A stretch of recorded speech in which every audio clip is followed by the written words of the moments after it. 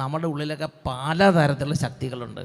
അതിൻ്റെയൊക്കെ ഒരു കാരണം ഈ അന്ധകാര ശക്തികൾ നമ്മുടെ ശരീരത്തിലും മനസ്സിലും കുടുംബത്തിലും നമ്മുടെ ഇടവകയിലൊക്കെ ആധിപത്യം പുലർത്തുക. അങ്ങനെ ഉണ്ടെങ്കിൽ പിന്നെ നമുക്ക് ദൈവത്തിൻ്റെ കാര്യങ്ങളോട് പോകാൻ തോന്നിയല്ല. ഒരു മടുപ്പ്, എന്തോ ഒരു സാധനം പുറകോട്ട് ഇങ്ങനെ വലിച്ചുകൊണ്ടിരിക്കും. അങ്ങനെയാണ് നമ്മുടെ സ്ഥിതി. നമ്മുടെ ആത്മാവിൻ്റെ ശരീരത്തിൽ ദൈവത്തിൻ്റെ പള്ളി കുർബാന നടക്കും, പോകാൻ തോന്നിയല്ല. ധ്യാനം നടക്കും, പറഞ്ഞ ഒരു 10 ചുവട് വെച്ചാൽ മതി, പള്ളിയിൽ പോകാൻ പറ്റും, പോയില്ല. അല്ലെങ്കിൽ ബൈബിള് വീട്ടിൽ ഇരിപ്പുണ്ട്, തുറക്കാൻ തോന്നിയല്ല. അല്ലെങ്കിൽ ഇടവകയിൽ കുമ്പസാരങ്ങളും ധ്യാനങ്ങളൊക്കെ നടക്കും, താല്പര്യമില്ല. ഒന്നിനോട് ഒരു അങ്ങനത്തെ ആത്മീയ കാര്യങ്ങളോട് തുറവില്ലാത്ത ഒരവസ്ഥ. അപ്പം ഞാൻ പള്ളി വന്നാൽ തന്നെ ഉള്ളിൽ കയറില്ല, പുറത്തു കൂടെ എങ്ങനെ നടക്കുന്നൊരവസ്ഥ. ഞാൻ നടക്കുന്നുണ്ട്. ഒരു മനുഷ്യൻ കോതമംഗലത്ത് നട്ടപ്പാടി വന്നപ്പോൾ അദ്ദേഹത്തിൻ്റെ സ്ഥിതി എന്താ വെച്ചാൽ, അദ്ദേഹത്തിന് ഇങ്ങനത്തെ ഇങ്ങനത്തെ പള്ളിയിലൊക്കെ വരും, ഇങ്ങനെ ആളുകൾക്കൊക്കെ നടക്കും, പക്ഷേ പള്ളിയിൽ കയറുകയോ കുമ്പസാരിക്കുകയോ കുർബാന സ്വീകരിക്കുകയോ ഒന്നുമില്ല. അപ്പോൾ അവിടെ നമ്മുടെ കൂട്ടത്തിൽ നമ്മുടെ അന്നച്ചനുണ്ട്, അതുപോലെ സാംസനച്ചൻ എന്നൊരു അച്ഛനുണ്ട്. അപ്പോൾ ശുശ്രൂഷ നടന്നുകൊണ്ടിരിക്കുകയാണ്. അപ്പോൾ ഈ ചേട്ടൻ വിരളി പിടിച്ച് പുറത്തു കൂടെ എഴുതി നടക്കുകയാണ്. ഉടനെ ഒരു പ്ലാവിൻ്റെ ചോട്ടിൽ വെച്ച് ചേട്ടനെ കണ്ടുമുട്ടി. എന്താ ചേട്ടൻ ഇതിന് നടക്കണമെന്ന് ചോദിച്ചു. ഞാൻ ആ ടൈപ്പ് പെട്ടെന്നല്ല, ഞാൻ ഇതിനെ വെറുതെ കാണാൻ വന്നതെന്ന് പറഞ്ഞ് ചേട്ടൻ പുറത്തു കൂടെ ചേട്ടൻ ഇങ്ങോട്ട് വരാൻ പറഞ്ഞെന്ന് പറഞ്ഞ് ഈ അച്ഛൻ അതിൻ്റെ തലയ്ക്ക് കൈ അങ്ങോട്ട് വെച്ച് ഒറ്റ പ്രാർത്ഥനയാണ്, ഒരു കുരിശ് വരച്ച്. അപ്പോൾ ഈ ചേട്ടൻ പറയുകയാണ്, ചേട്ടൻ്റെ ശരീരത്തിൽ നിന്ന് ഒരുപാട് തരത്തിലുള്ള ദുഷ്ടപിശാചുകൾ വിട്ടുപോയി. ചേട്ടൻ്റെ കണ്ണ് തുറന്നു. പിന്നെ ചേട്ടൻ തിരിച്ച് ചെന്നിട്ട് ഇടവകയിൽ ചെന്നിട്ട് പള്ളിയിൽ എല്ലാ ഞായറാഴ്ചയും മുടങ്ങാതെ കുർബാനയ്ക്ക് പോയി. അപ്പോൾ വികാരിച്ച് തന്നെ അനുഭവം നമുക്ക് ശ്രദ്ധിച്ച് നോക്കാം. എന്താണ്ടായത്? എൻ്റെ പേര് ബേബി എന്നാണ്.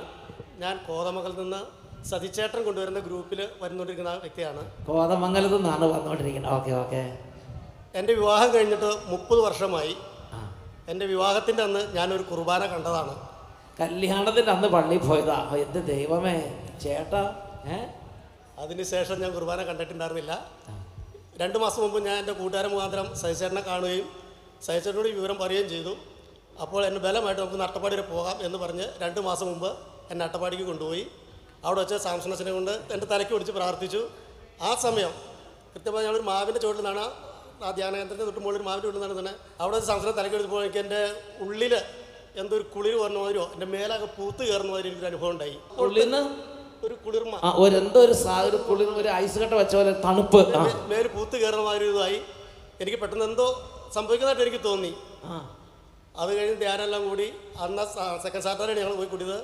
പിറ്റേ ഞായറാഴ്ച മുതൽ ഞാനിപ്പോൾ മുടങ്ങാതെ എല്ലാ ഞായറാഴ്ചയും കഴിഞ്ഞ ഞായറാഴ്ച വരെ പള്ളി പോയിക്കൊണ്ടിരിക്കുകയാണ്. ജ്ഞാനത്തിൻ്റെ പുസ്തകത്തിൽ 1-ാം അധ്യായത്തിൽ 4-ാമത്തെ തിരുലിഖിതം, ജ്ഞാനത്തിൻ്റെ പുസ്തകം 1-ാം അധ്യായത്തിൽ 4-ാമത്തെ തിരുലിഖിതം, അവിടെ എങ്ങനെയാണ് പറയണത്? പാപത്തിന് അടിമയായ ശരീരത്തിൽ ദൈവത്തിൻ്റെ ജ്ഞാനം വസിക്കുകയില്ല.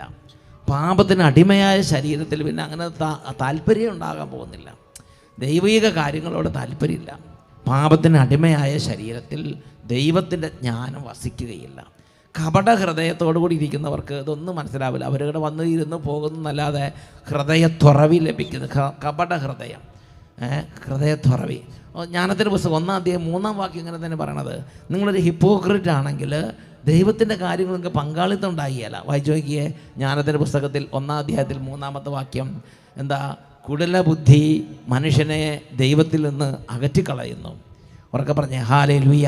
കർത്താവിനെ തേടുക, കർത്താവിനെ അന്വേഷിക്കുക, കർത്താവിൻ്റെ കൃപയ്ക്ക് പാത്രമാവുക. പ്രിയപ്പെട്ട സഹോദരങ്ങളെ, കർത്താവിന് നമുക്കിങ്ങനെ കൃപ തരാൻ സന്തോഷമാണുള്ളത്. എനിക്ക്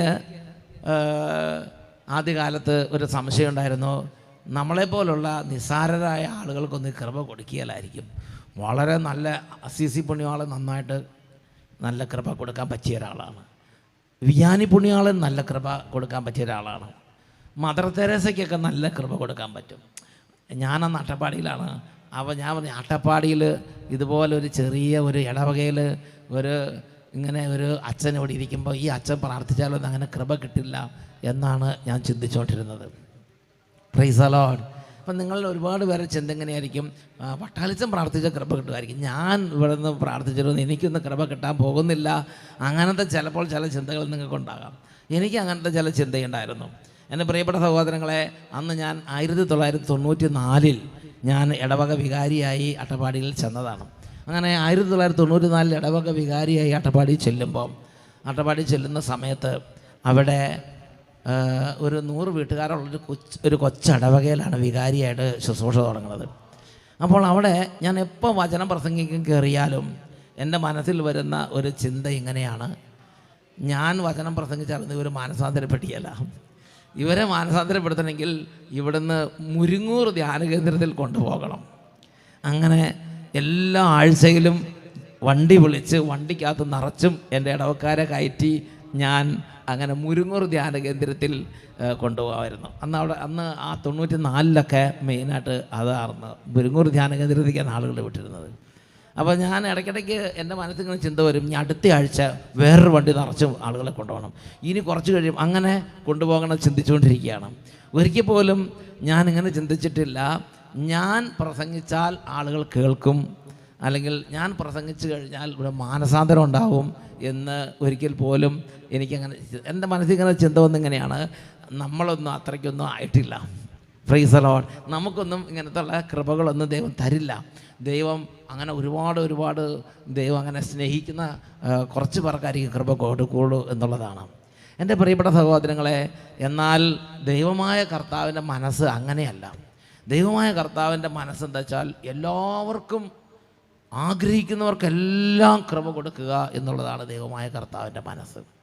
ഇവിടെ ഇരിക്കുന്ന നിങ്ങൾ എത്രമാത്രം ഉപേക്ഷിക്കപ്പെട്ട വ്യക്തി ആയിക്കൊള്ളട്ടെ, ഇവിടെ ഇരിക്കുന്നവർ എത്രമാത്രം ദുർബലനായ ഒരാളായിക്കോട്ടെ, ഒരാൾ നിങ്ങളെ നോക്കാനില്ലാത്ത ഉപേക്ഷിക്കപ്പെട്ട പരിത്യക്തനായ ഒരു വ്യക്തി ആയിക്കൊള്ളട്ടെ, ഇനി പ്രായം വളരെ കുറവുള്ളൊരു വ്യക്തി ആയിക്കൊള്ളട്ടെ, അറിവൊട്ടുമില്ലാത്ത ഒരാളായിക്കൊള്ളട്ടെ, ഒരുപക്ഷെ ഇന്ന് വരെ പള്ളി വന്നത് ആദ്യമായിട്ടാണ് ഇപ്പോൾ നിങ്ങൾ ഈശോയെക്കുറിച്ച് കേൾക്കുക, ആദ്യമായിട്ട് നിങ്ങൾ പള്ളി വരണേ, അങ്ങനത്തെ ഒരു ആത്മാവായിക്കൊള്ളട്ടെ, നിങ്ങൾ എന്തായാലും കുഴപ്പമില്ല. ദൈവം പറയണത് എങ്ങനെയാണ്: നീ ആഗ്രഹിക്കുന്നുണ്ടോ? ഇത് മാത്രം ദൈവം ചോദിക്കുന്നത്. നീ ആഗ്രഹിക്കുന്നുണ്ടോ? നീ ആഗ്രഹിക്കുന്നുണ്ടോ? നീ ആഗ്രഹിക്കുന്നുണ്ടെങ്കിൽ നീ എന്നോട് ചോദിച്ചുകൊള്ളുക, ഞാൻ നിനക്ക് തരും എന്നാണ് പറയണത്. എന്നുറക്കെ പറഞ്ഞേ ഹല്ലേലൂയ. സങ്കീർത്തന പുസ്തകത്തിൽ 2-ാം അധ്യായത്തിൽ 8-ാമത്തെ വാക്യം, സങ്കീർത്തന പുസ്തകം 2-ാം അധ്യായത്തിൽ 8-ാമത്തെ വാക്യം, കർത്താവ് പറയാണ്: എന്നോട് ചോദിച്ചു കൊള്ളുക, എന്നോട് നീ ചോദിച്ചു കൊള്ളുക. നിനക്ക് നീ ദൈവിക കാര്യങ്ങൾക്ക് വേണ്ടി വരുന്ന സമയത്ത് നീ വളരെ വലിയ തിയറിയൊക്കെ ചിന്തിച്ച്, തത്വസമൂഹത്തൊക്കെ ചിന്തിച്ച് എനിക്ക് ദൈവത്തിൽ ഇതൊന്നും കിട്ടില്ല അങ്ങനെ വിചാരിക്കരുത്. നീ ഇങ്ങനെ വിചാരിക്കണം: എനിക്ക് തരാൻ ദൈവത്തിന് സന്തോഷമാണ്. God is very happy to give. നമുക്ക് തരുന്നതിൽ ദൈവത്തിന് സന്തോഷമാണ്.